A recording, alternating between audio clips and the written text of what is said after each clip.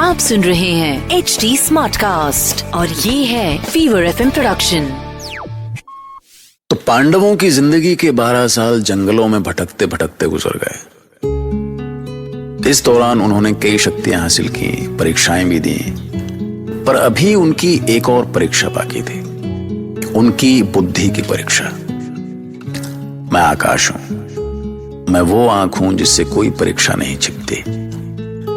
मैंने देखा है कि एक दिन भटकते हुए पांडव प्यास से बेहाल हो गए, पर जब वो एक एक करके सरोवर के पास पहुंचे और उन्होंने यक्ष के प्रश्न का जवाब दिए बिना पानी पीने की कोशिश की, तो नतीजे में कुछ ही देर में चारों सरोवर के किनारे मूर्छित पड़े थे।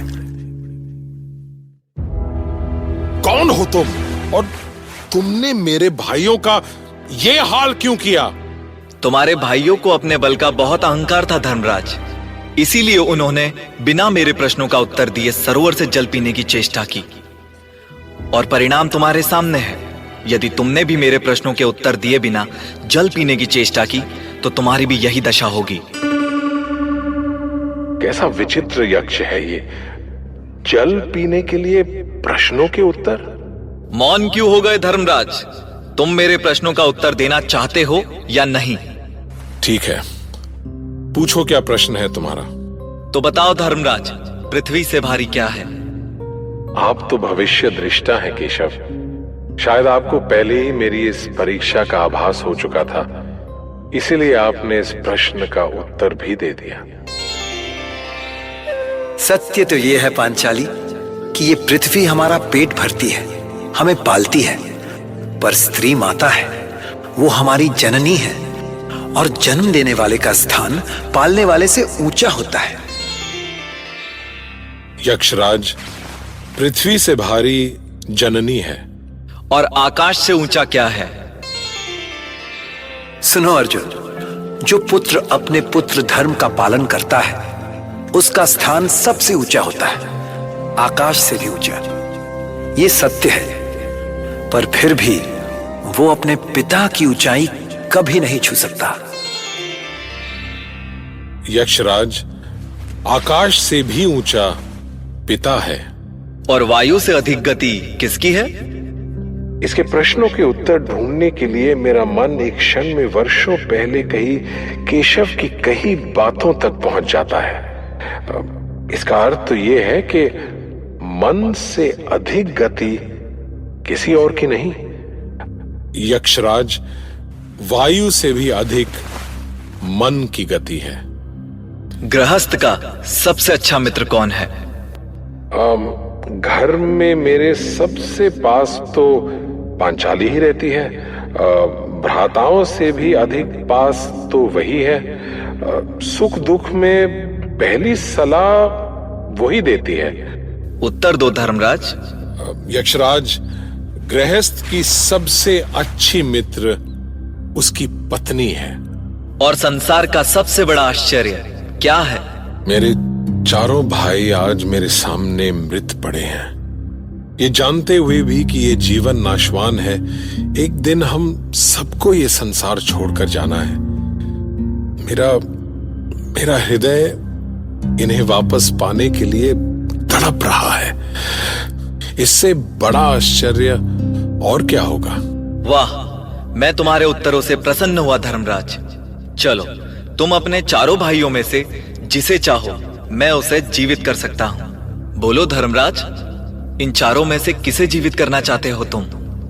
प्रश्न का उत्तर दो धर्मराज, मेरे पास अधिक समय नहीं है। बताओ, अपने चारों भाइयों में से तुम्हें किसके प्राण सबसे प्रिय है? यक्षराज, माता कुंती के सबसे बड़े पुत्र के रूप में मैं तो स्वयं जीवित हूं, इसलिए यदि किसी एक को ही जीवन देना है तो आप माता माद्री के लाडले छोटे बेटे सहदेव को जीवन दान दें। वाह युधिष्ठिर, वाह, तुम सचमुच धर्मराज हो। एक महायुद्ध तुम्हारे सर पर खड़ा है, फिर भी तुमने अपने महान योद्धा भाइयों अर्जुन या भीम की जगह दूसरी माता के बेटे को जीवन देना चाहा। मैं तुम्हारे न्याय के सामने सर झुकाता हूं। देखो, तुम्हारे ज्ञान से तुम्हारे चारों भाई जीवित हो चुके हैं। अब युधिष्ठिर के मुंह से ये सुनकर यक्ष इतना खुश हुआ कि उसने चारों पांडवों को जिंदा कर दिया। और अब अज्ञातवास का समय आ गया, मतलब 1 साल की गुमनाम जिंदगी। काफी सोच विचार करने के बाद पांडव अज्ञातवास के लिए मत्स्य राज्य पहुंचकर वहां एक धर्मशाला में रुके। उस रात द्रौपदी को नींद नहीं आई। न जाने वो किस सोच में डूबी थी कि तभी उसे एक आवाज सुनाई पड़ी।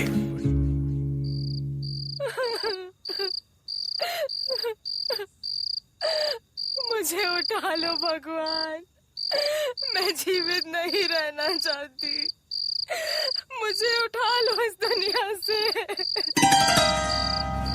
कौन है ये स्त्री?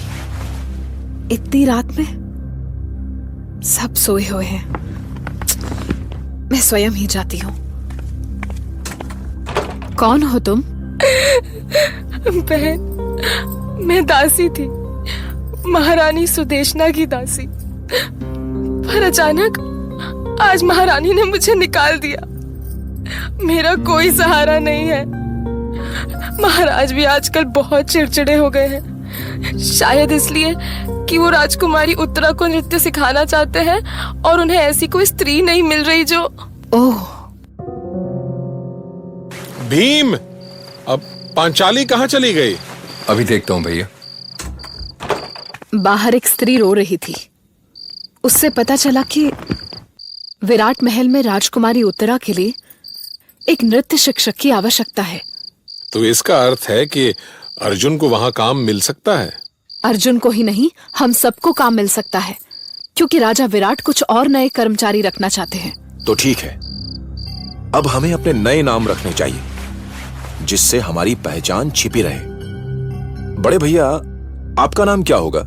मेरा अज्ञातवास का नाम होगा कंक। और भीम, तुम्हारा नाम? मेरा नाम बल्लभ। और अर्जुन का? मेरा नाम बृहन्नला होगा। और नकुल का नाम? ग्रंथिक। और सहदेव का नाम? मेरा नाम तंतीपाल। और मेरा नाम सैरंध्री। तो ठीक है, कल सवेरे सबसे पहले मैं महाराज विराट के सामने जाऊंगा। महाराज की जय हो। इंद्रप्रस्थ से आया ये अतिथि आपसे मिलना चाहता है। इंद्रप्रस्थ से? इंद्रप्रस्थ के महाराज युधिष्ठिर तो वो अभी अज्ञातवास में है महाराज। मैं कंक उनकी सभा में रहा हूँ, उनका सलाहकार बनकर। मुझे भी एक ऐसे व्यक्ति की आवश्यकता है जो समय पड़ने पर मुझे सही सलाह दे सके। पर मुझे भय है कि मेरा साला कीचक तुम्हें निकाल बाहर कर सकता है। मेरा भाग्य होगा तो मुझे आपकी सेवा करने से कोई नहीं रोक सकेगा महाराज। ठीक है, आज से तुम मेरी सेवा में रहोगे।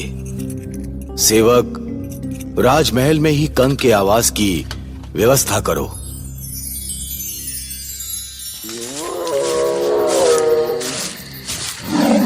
ये तो सिंह की आवाज है अर्जुन। तुम्हें भय तो नहीं लग रहा? अपने अस्त्र शस्त्र भी शमशान में छुपा कर आए हैं तो भय तो लगेगा ही। भयभीत ना हो, मैं बिना अस्त्र शस्त्र के भी इसका सामना कर सकता हूं। मैं कल भोर में विराट महल के लिए निकल जाऊंगा। तुम लोग संध्या तक आ जाना। कंक, मैं हर सुबह के साथ सोचता हूं कि शायद ये नया दिन हमारे राज्य में नया सवेरा लेकर आए, पर ईश्वर जाने ऐसा कब होगा।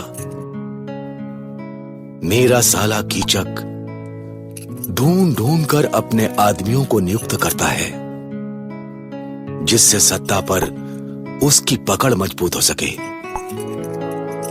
यदि मुझे तुम्हारे जैसे कुछ और लोग मिल जाए तो। महाराज की जय हो। क्या हुआ राज रसोइये, तुम पाकशाला नहीं गए? मैं पाकशाला से ही आ रहा हूँ महाराज, और मेरे साथ ये बल्लभ। तुम तो कोई मल्ल लगते हो। ये बल्लभ है महाराज, पाकशाला में चाकर का काम मांग रहे थे, पर मैं इनकी पाक कला देखकर इतना प्रभावित हुआ कि मैं चाहता हूं कि इन्हें मुख्य रसोइया बनाया जाए। मल्ल विद्या में रुचि के कारण मैं बड़ा पेटू था महाराज, इसलिए रसोई में इतना समय बिताया कि पाक कला का भी महारथी हो गया। अरे हाँ, अभी याद आया महाराज, ये धर्मराज का रसोइया था। मुझे याद है धर्मराज युधिष्ठिर इसकी सेवा से बड़े प्रसन्न रहते थे। यदि इसे महाराज युधिष्ठिर का आशीर्वाद मिला हुआ था तो ये हमारी रसोई में होना ही चाहिए। बल्लभ योग्य है, पर यदि कीचक ने आपत्ति की तो? आपका आशीर्वाद है तो मुझे किसी का भी भय नहीं महाराज।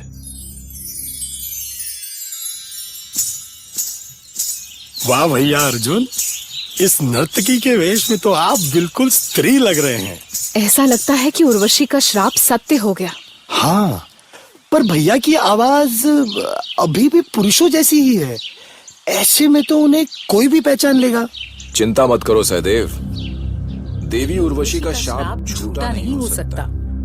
यदि मेरा शरीर बदला है तो वाणी भी अवश्य बदलेगी। हे ईश्वर, देखो श्राप सत्य हो गया। पार्थ की वाणी भी बदल गई। नाचना आराम कीजिए भैया, महाराज विराट की सवारी इधर ही आ रही है। ऐसा लगता है कि महारानी और राजकुमारी उत्तरा भी उनके साथ है। समझिए आज उर्वशी का श्राप काम आने वाला है। इधर आओ पांचाली, हम लोग छुप जाते हैं। रथ रोको सारथी। वाह, देखिए पिताजी, कैसा सुंदर नृत्य कर रही है ये स्त्री। ऐसी लय, ऐसी गति। सचमुच पुत्री उत्तरा, ऐसा लगता है जैसे साक्षात उर्वशी देवराज के महल में नृत्य कर रही हो। क्यों महारानी सुदेशना? यदि ये नर्तकी उत्तरा को पसंद है तो मुझे भी पसंद है। तो फिर आज की यात्रा सफल हुई। यही होगी उत्तरा की शिक्षिका।